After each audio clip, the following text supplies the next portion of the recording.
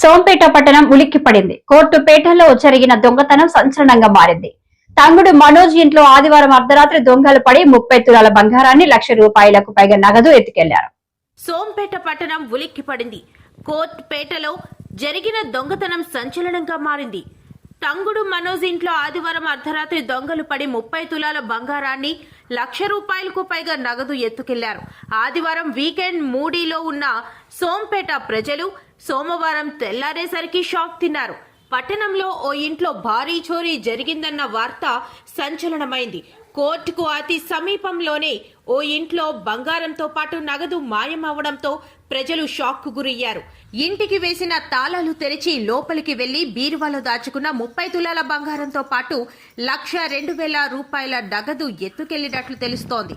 పోలీసులు క్లూస్ టీంతో దర్యాప్తు ముమ్మరం చేశారు.